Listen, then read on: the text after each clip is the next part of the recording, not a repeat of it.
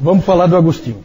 Talvez, gente, a figura mais importante da história da igreja. Esse sujeito é importante em todos os ramos do cristianismo. Tá? Deve ser a figura mais importante da história da igreja. Todo mundo usa Agostinho para alguma coisa. Ele conta a história da vida dele no seu livro As Confissões. Famoso livro dele, As Confissões. O livro todo tem a forma de uma oração. Então o livro todo é assim. Ele vai falando com Deus. Então, quando eu fiz isso, tu me preservar. Então ele vai falando assim e vai contando a vida dele. É uma oração que ele quer que seja ouvida. Né? Esse é o formato desse livro. Eu já li alguns trechos desse livro, é muito interessante. E o Agostinho, ele é bom de ler também. Ele tem umas frases de efeito assim, muito, muito interessantes. O Alistair McGrath disse que Agostinho é provavelmente a maior e mais influente mente de toda a história da igreja.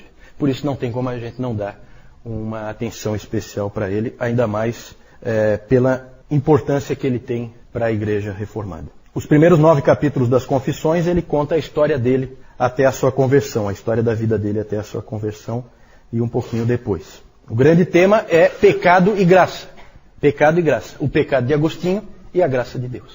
Agostinho nasceu em Tegaste, atual Argélia, no norte da África, no ano 354.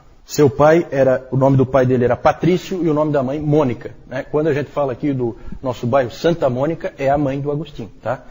Para quem não sabia. Essa Mônica é realmente uma mulher admirável. Ela entra naquela categoria lá que o Libânios falou, né? Que mulheres esses cristãos têm? Muito mais certo seria dizer que cristãs essas mulheres são, né? Eu acho que é mais correto. E ela é um exemplo de uma grande mulher de Deus. Era uma mulher de oração. O Agostinho, ele fala nas Confissões. Lembre-se sempre que nas Confissões ele fala sempre como se ele estivesse falando com Deus. Então ele diz assim: minha mãe, tua fiel serva, chorou mais por mim diante de ti do que as mães choram quando lamentam a morte de seus filhos. E na verdade, num sentido, Agostinho estava morto mesmo. Porque ele não seguiu a fé da mãe dele. Ele rejeitou a fé dela e viveu uma vida completamente mundana desde a sua adolescência e em diante. Por meio das orações de Mônica, Deus ouviu as orações de Mônica e ele foi alcançado. E a Mônica só morreu 1 ano depois da conversão do filho. Mônica também é um exemplo de testemunho dentro da família, porque o pai dele não era cristão, Patrício, não era cristão. E a sogra, sempre tem que ter uma sogra, né? A sogra também morava ali com eles, e também não era cristã, e os dois muitas vezes tornavam a vida da Mônica difícil, ela como cristã, especialmente a sogra. Né? Mas veja só o que o Agostinho diz dela. As virtudes com que a adornaste e pelas quais ele, o Patrício, a respeitou, amou e admirou, eram como muitas vozes constantemente falando a ele de ti. Certo? Ela é um exemplo de testemunho dentro da família, um exemplo dentro daquele de 1 Pedro. Né? Você ganha, sem palavra, pelo teu exemplo, pela tua vida, você ganha o teu marido, e ela ganhou o marido e ganhou a sogra. Tá certo? O Agostinho fala também que a atenção que dispensou e a sua constante paciência e gentileza também acabaram alcançando aquela velha senhora, que era a sogra da Mônica, certo? Vó do Agostinho. Agostinho a chama de uma serva dos servos de Deus. Depois, mais tarde, esse título foi dado para o Papa, né? Aí eu acho que fica bem melhor na Mônica. Eu acho que para o Papa fica muito ruim esse título aí. Não ficou legal, não. Vamos falar da vida dele de pecado. Ele fala nas Confissões de que ele pecou desde o dia que nasceu. Ele fala isso. Ele insiste nisso. Tem até um episódio interessante da infância dele, que ele gasta bastante tempo, que é um episódio em que ele, junto com outros meninos, resolveram roubar umas peras na casa do vizinho. E ele conta essa história das peras, de que ele não tinha a menor fome. Ele não tinha nenhuma razão para ir lá roubar aquelas peras. Ele foi roubar as peras pelo prazer de roubar as peras. Por isso ele foi. E isso é pecado. É o pecado na infância dele. Né? Ele tinha prazer no pecado. E assim foi, ele na verdade, ele saiu da cidade onde ele morava e foi para a grande cidade de Cartago. no norte da África, e lá ele viveu então uma vida de imoralidade. Ele depois, mais tarde, teve uma concubina. Com essa concubina ele teve um filho, Adeodato. E então ele viveu uma vida de imoralidade. E ele começou a sentir que aquilo não era vida e ele queria sair, mas não sabia como. Inclusive tem aquela famosa frase dele: Senhor, dá-me castidade, mas não já. E isso aí, gente, por que eu estou falando tanto da vida do Agostinho? Porque na vida do Agostinho nós vamos ver a doutrina verdadeira sobre o homem, como o homem é. Deus fez questão de que aquele homem vivesse o que ele ia ler depois na palavra. Isso é muito nítido. Isso é muito nítido. Ele aprendeu sobre a graça através da vida dele e depois ele confirmou na palavra de Deus que é exatamente assim. O homem é assim. Eu não quero o pecado, mas eu quero. Eu não quero, mas eu quero. Eu sei que é ruim, mas eu quero fazer mesmo assim. E é assim que o ser humano é. Ele é escravo do pecado. Depois ele percebeu que ele podia ser grato a Deus pelos pecados que ele não cometeu. Ele escreve assim. Eu vou ler muita coisa que ele escreveu, tá? Eu atribuo, sempre das confissões, então sempre ele falando com Deus. Eu atribuo à tua graça quaisquer atos maus que eu não pratiquei. Então ele via também que, ao mesmo tempo que ele fez muitas coisas ruins, Deus impediu que ele fizesse coisas piores, né? E para quem não nasceu na igreja, quem viveu uma vida de pecado antes de vir para a igreja, sabe o que isso significa, né? Como realmente Deus preserva os seus eleitos. E ele diz assim: Deus colocou um gosto ruim em todos os meus prazeres pecaminosos, né? Isso Deus faz também. Ele faz com que você não consiga aquele prazer que você achava que ia ter. Porque você é um eleito e Deus vai te alcançar. Foi assim que ele fez com Agostinho. Ele diz que não estava buscando prazer em Deus, mas estava buscando prazer em si mesmo e nas outras pessoas. Interessante como ele coloca isso. Já começa a ficar claro no pensamento de Agostinho que o prazer é buscado em Deus. Aquilo que o John Piper bate tanto na tecla hoje, e que o Jonathan Edwards bateu, eles foram buscar lá em Agostinho. Tá certo? Ele foi se afundando daí em miséria, confusão e erro. Começou a ter uma esperança de que houvesse um caminho. Só que ele não foi imediatamente para a Bíblia, não. Ele começa a sua busca. Ele achava a Bíblia muito crua, sem refinamento. Aquilo incomodava ele. Então ele não foi para a Bíblia. Foi teimoso. E ele fala então da sua mente errante, de como a mente dele funcionava a mil, né, como a gente diz. E ele começou então a seguir tudo que ele podia. Começou a seguir a filosofia. Quando ele tinha 19 anos, ele leu o Hortensius, o livro de Cícero. Sempre Cícero. Ele leu o Hortensius e aquele livro despertou nele a ideia da mente, a importância da mente. E despertou nele um desejo pela verdade. Da filosofia ele foi para a astrologia, que nessa época era relativamente respeitada. E aí ele diz assim: eu abertamente consultei estes impostores chamados astrólogos. De lá da astrologia ele foi para uma seita chamada maniqueísmo. O maniqueísmo é um tipo de gnosticismo que veio da Pérsia e lidava com o problema do mal. E ele dizia que o mal era alguma coisa que estava preso ao físico, ao material, e que Deus não tinha nada a ver com isso. E que Deus não pode conviver com um mundo assim, cheio de maldade. Só que, da mesma maneira que outros grupos que nós temos hoje em dia, como os Mormons e as Testemunhas de Jeová, e essas logosofias e essas coisas assim, são grupos que têm muitas afirmações, mas que não têm um sistema. Então, para uma mente inteligente como a do Agostinho, extremamente capaz, era altamente insatisfatório esse tipo de afirmação solta, que não tem lógica nenhuma, que é só uma afirmação muito bonita, mas que não tem uma amarração. Então, ele acabou abandonando também o maniqueísmo. Acabou encontrando alguma luz com os neoplatonistas. Só que porque os neoplatonistas falavam de uma terra de paz, de luz, só que eles não diziam como é que se chega lá. E o Agostinho fala que que o fato de que o verbo se fez carne, eu não pude ler ali. Essa informação ele não encontrou ali. E ele sabia, depois ele soube que esse é o único caminho, o fato de que o verbo se fez carne. É impressionante, gente, como Deus foi trazendo o Agostinho. Agostinho, ele decidiu ir para Roma, porque ele quis seguir carreira na retórica. Ele era extremamente capaz, um indivíduo muito inteligente, praticamente um gênio, e ele então queria seguir carreira na retórica, que era uma bela carreira nessa época, e ele achava que ele tinha que ir para o maior centro na época, que era Roma.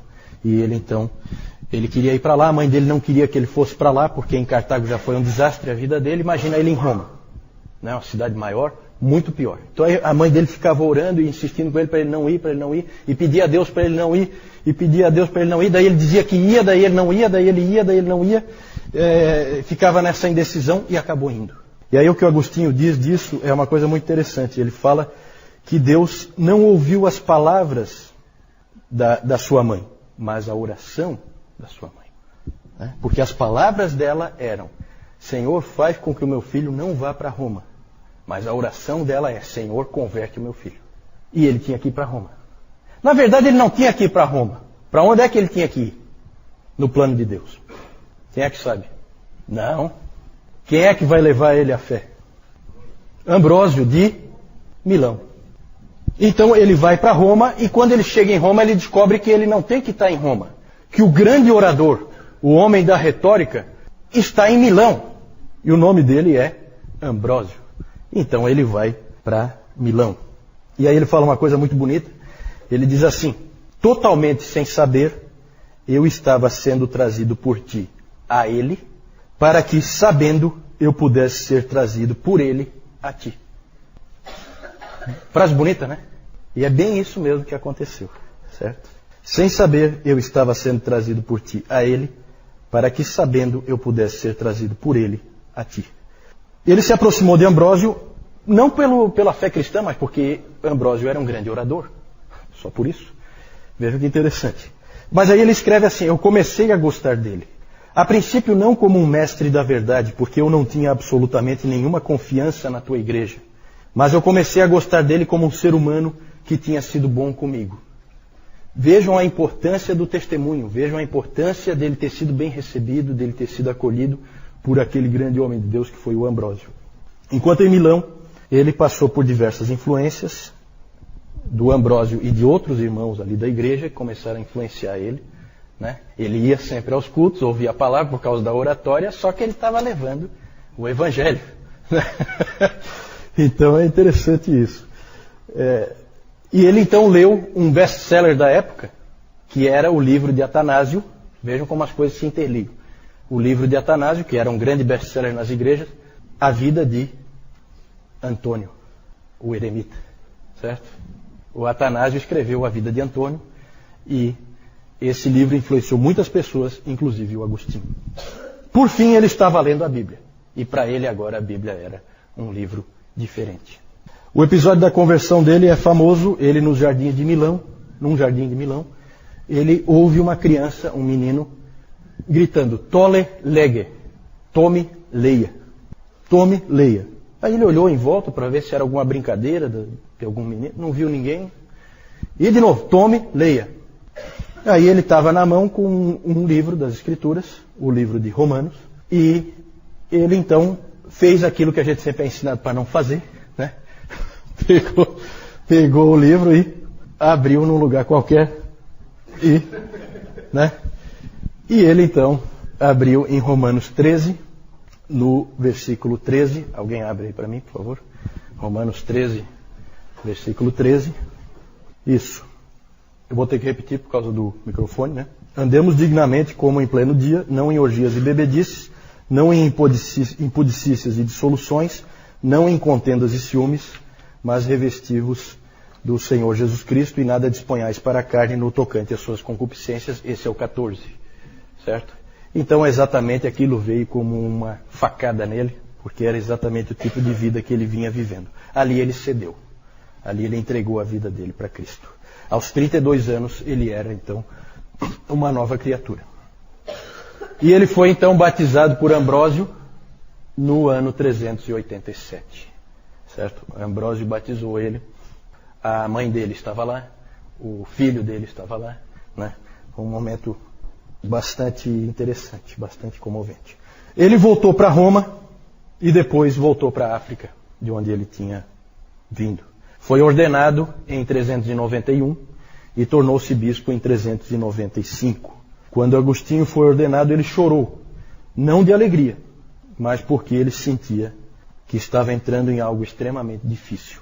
Num aniversário de ordenação, ele disse: pregar, repreender, corrigir, edificar Cuidar de almas individuais é um grande fardo, grande trabalho, grande luta. Quem não evitaria esse trabalho? Mas o Evangelho me constrange. Aí o coração de um pastor. Né? A ordenação, gente, foi muito boa para o Agostinho, porque deu foco para a vida dele. Ele agora tinha uma missão e ele a desempenhou com absoluta fidelidade. Todos os livros dele, os grandes escritos dele, vieram depois já dele ser bispo. Ele passou a se dedicar à obra de Deus de uma maneira impressionante. É muito comum pessoas muito inteligentes e muito capazes como Agostinho. Esse tipo de pessoa é uma pessoa que às vezes ela não se acha na vida, né? Ela erra muito o caminho porque ela é capaz de fazer bem qualquer coisa que ela fizer. Ela vai ter sucesso em qualquer coisa que ela faça. Então ela não sabe o que fazer. E para o Agostinho então foi muito bom que ele foi ordenado, aquilo botou um peso de responsabilidade nele e ele então colocou todas as energias dele naquilo. Ele passou o resto da sua vida como bispo em Hipona, que era uma cidade relativamente sem expressão, não é uma cidade importante, mas ele é importante. Né?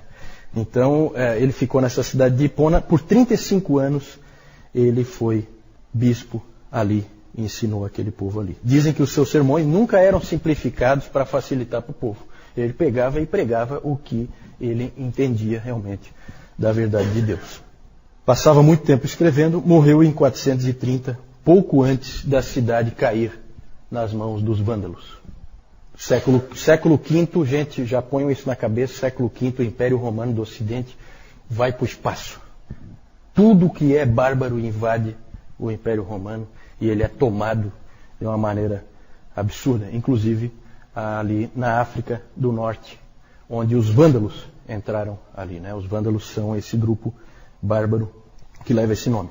Aqui nós falamos então um pouquinho da vida dele, mas agora eu preciso falar um pouquinho de teologia, porque o momento é muito importante na história da igreja. O grandioso resgate da doutrina da graça de Deus.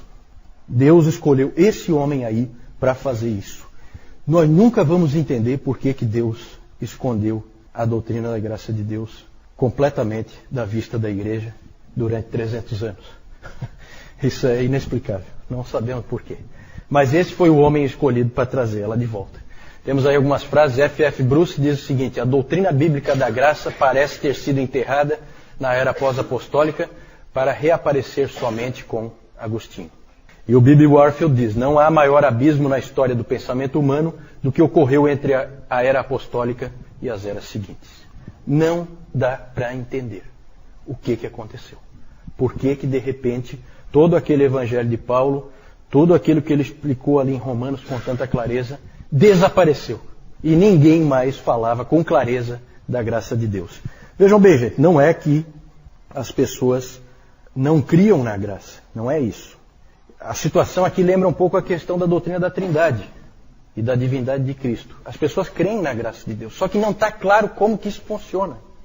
Falta sistematização, falta deixar isso claro. E aí todo tipo de barbaridade começa a acontecer.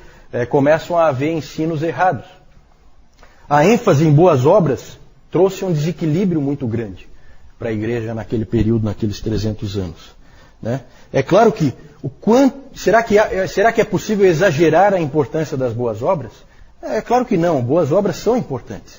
Só que tem que haver equilíbrio com a graça. E esse equilíbrio se perdeu. Um exemplo, Crisóstomo. Falamos há pouco do Crisóstomo. Olha o que ele disse num determinado ponto. Tudo depende de Deus, mas não de forma que o nosso livre-arbítrio fique prejudicado. Deus não antecipa a nossa escolha para que o nosso livre-arbítrio não seja violentado. Mas quando escolhemos, grande é a assistência que Ele nos traz. Então é sempre assim, é a visão arminiana, pelagiana, de que Deus é um auxiliar. Você se salva e Deus te ajuda. Certo? Essa visão é desastrosa, completamente antibíblica, mas por causa do desequilíbrio que ocorreu, ela acabou sendo bastante comum naqueles 300 anos. Certo? E é claro que a gente não é tolo de achar que durante 300 anos Deus não salvou ninguém. Então, sempre a gente tem que tomar cuidado com esse tipo de coisa. Ah, esse está salvo, esse não está. Ah, esse aqui não está salvo porque é arminiano. Ah, esse aqui... Gente, 300 anos. Você vai dizer que um Crisóstomo não foi salvo? Para, né? Sabe? Vamos tomar cuidado. Vamos tomar cuidado. Né? E esses indivíduos, eles precisam de graça por duvidar da graça. Né? É mais ou menos assim, tá bom? Agostinho trouxe muito da sua compreensão do Ambrósio. O Ambrósio já tinha trazido a ideia da graça, tinha começado. Inclusive, Agostinho dá crédito para o Ambrósio. Ele aprendeu muito com o Ambrósio. E a experiência do Agostinho, que nós vimos rapidamente ali, ajudou ele a enxergar a doutrina. O que ele viveu na carne ajudou ele a entender a doutrina bíblica. Certo? Ele acabou, a caminhada do Agostinho até Deus foi cansativa, foi laboriosa, não foi fácil ele chegar até Deus, e ele percebeu que quem busca na verdade é Deus. Deus é que nos busca. Ele entendeu que foi Deus que buscou ele no norte da África, trouxe ele para Cartago, de Cartago para Roma, de Roma para Milão. Para encontrar com um indivíduo que Deus já tinha preparado antes, que era governador da Itália, certo? E antes Deus tinha feito um outro indivíduo lá no Oriente, escreveu um livro sobre a vida de um outro indivíduo, que era um maluco que tinha ido para o deserto, né? E tudo isso Deus junta e traz um homem aos seus pés. E assim é o nosso Deus. É assim que Ele trabalha. Ele não trabalha como nós queremos, Ele trabalha como Ele quer. Certo? Ele nunca pôde ver, o Agostinho, a sua vida como uma vida boa que vai melhorando mais e mais. Certo?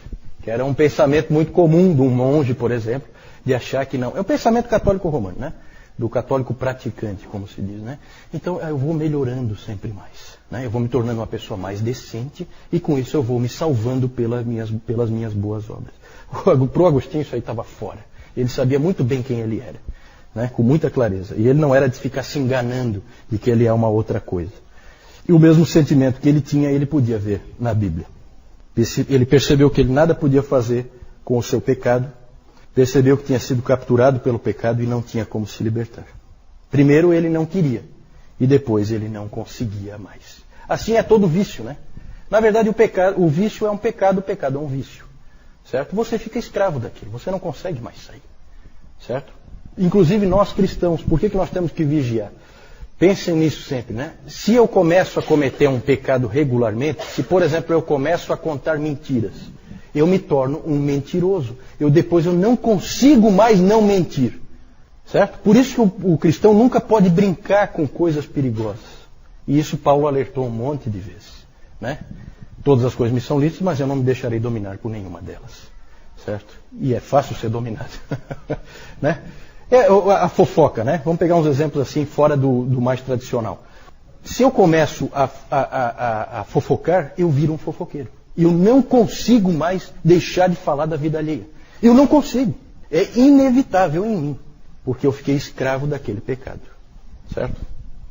Por isso que eu sempre fico com um pezinho atrás quando os médicos dizem que as coisas são doença, que são não sei o quê. Eu fico mais com a palavra. Eu acho que nós estamos com uma doença sim e o nome dela é pecado. A cura definitiva só no céu. Certo? Todos nós cristãos. E os que não são cristãos também. Ele descobriu na Bíblia que Cristo tinha vindo salvar pecadores. E que Ele nos salva pela fé. E que a própria fé é um dom de Deus. Foi Deus que deu a fé.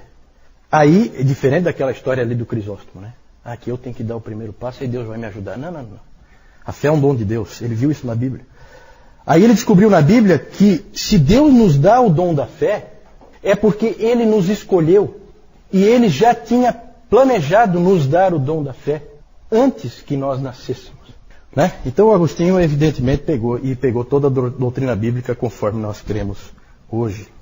Além do mais, gente, o que o empurrou a sistematizar ainda mais claramente toda essa doutrina da graça de Deus foi a controvérsia pelagiana.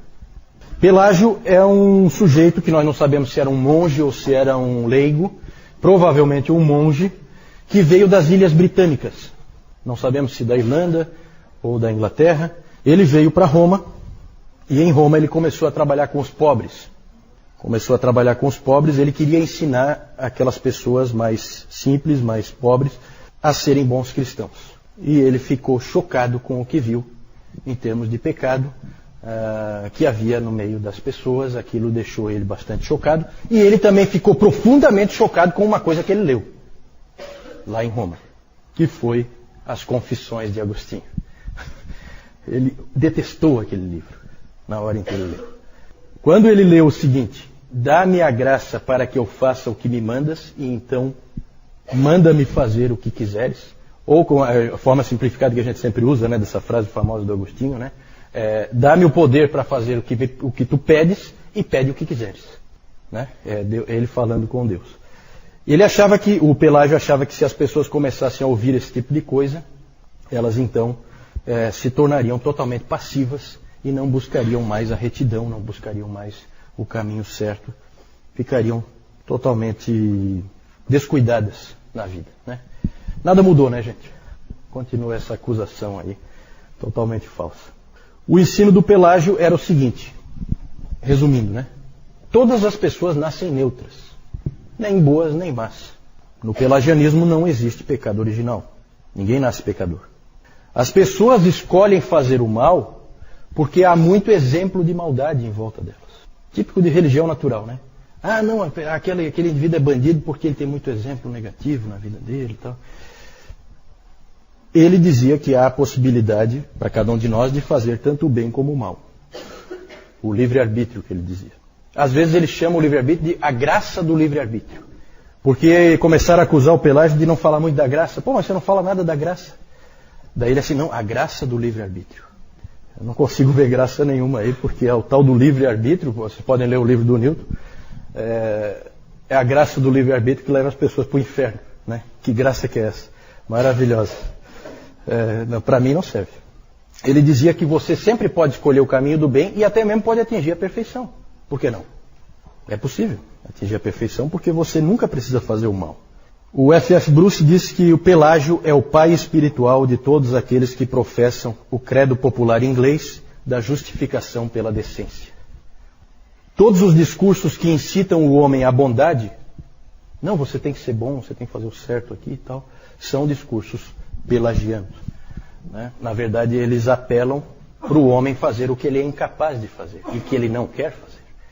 Um discurso desse tipo pelagiano, um agostiniano logo levantaria, mas eu não consigo. Ele logo diria isso. O Agostinho respondeu ao Pelágio, deixando claro que nós somos incapazes de fazer o bem e não temos nenhuma vontade de fazer o bem. A nossa vontade está corrompida. Nós temos o pecado original, que veio em Adão, ele pegou de Romanos, todo aquele ensino. A graça de Deus não está lá para nos ajudar, como se pensava. A graça de Deus está lá para nos salvar. Pelágio então respondeu que o cristão então podia fazer qualquer coisa que ele quisesse. O Agostinho retrucou, dizendo que a vida cristã é sempre um crescimento na graça. Costuma ser lento, com muitos tropeços dolorosos, mas o verdadeiro cristão crescerá na graça. O Pelágio, gente, queria que a igreja ele fosse um tipo de mosteiro com super cristãos dentro. Já o Agostinho considerava a igreja mais como um hospital com muitos doentes, alguns gravemente doentes, mas que estão todos melhorando de saúde, né? Pela graça. Mas continuam doentes, ainda com dificuldades. Né? Então é uma visão diferente. Perfeição só no céu. No meio dessa controvérsia, qual a resposta da igreja? A igreja pareceu aprovar o ensino de Agostinho. Só aparentemente, tá, gente? Por quê? Porque eles não podiam suportar o ensino do Pelágio. Estava muito fora. Só que ali, naquela época, eles na verdade estavam fazendo assim, ó, não, só existe Agostinho e Pelágio, então nós vamos ficar com Agostinho. Certo? Só que depois eles perceberam que não precisa ser só um ou outro. Tem um caminho pelo meio. E foi esse que eles escolheram. Certo? Chamado de semi-pelagianismo. A igreja pareceu aceitar a doutrina do Agostinho, só que logo houve uma reação. Da onde veio a reação? Principalmente na igreja. Quem é que gritou dentro da igreja? Não, isso aí não é verdade. Não é assim. Quem? Os monges nos mosteiros. Lembram que eu falei disso? Porque se o Agostinho tiver certo, e nós somos salvos pela graça, o que nós estamos fazendo aqui? A gente aqui cultiva boas obras para ver se a gente consegue, né, dar uma melhorada e garantir a nossa salvação.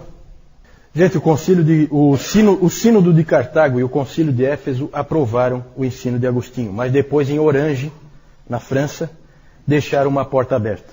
Eles colocaram assim, ó, não, Deus nos salva, mas não sem a nossa ajuda. Isso é semi-pelagianismo, tá? Isso é semi-pelagianismo e acabou se tornando a teologia oficial. O Dr. Calhoun chama esse tipo de teologia percentual. Certo? A salvação é assim, uma porcentagem para cada um. Deus entra com uma porcentagem, você entra com a outra porcentagem. Pode ser 99% Deus, 1% você. Mas ainda assim é um modelo sinergista e, portanto, semi-pelagiano. A reforma, eu não preciso nem dizer, fez um uso brutal de Agostinho. Calvino chegou a dizer que Agostinho é totalmente nosso. Ele usou essa expressão na briga, né? O que não é verdade, precisamente porque o Agostinho ele é excelente na doutrina da graça. Mas em outras coisas ele deu umas escorregadas boas. E a Igreja Católica usa muito do ensino dele sobre a Igreja, que não é tão auspicioso assim, né? Tanto que o Dr. Warfield, B.B. Warfield, disse o seguinte, que a reforma é, na verdade, Agostinho contra Agostinho. O Agostinho católico contra o Agostinho protestante. Interessante isso. Eu queria falar alguma coisa também sobre o livro do Agostinho, A Cidade de Deus, que é a grande obra dele, mas nós não temos tempo para isso. Nós vamos seguir em frente para encerrar com esse último item. Só aí algumas ilustrações aí do Agostinho e Mônica. Aqui o Agostinho, que ele teve um enfrentamento forte com os donatistas, tá? Porque foi bem lá no norte da África esse problema com os donatistas. E ali ele defendeu muito a doutrina da igreja, e ali que ele deu assim umas escorregadas para algumas coisas que nós não acreditamos, tá?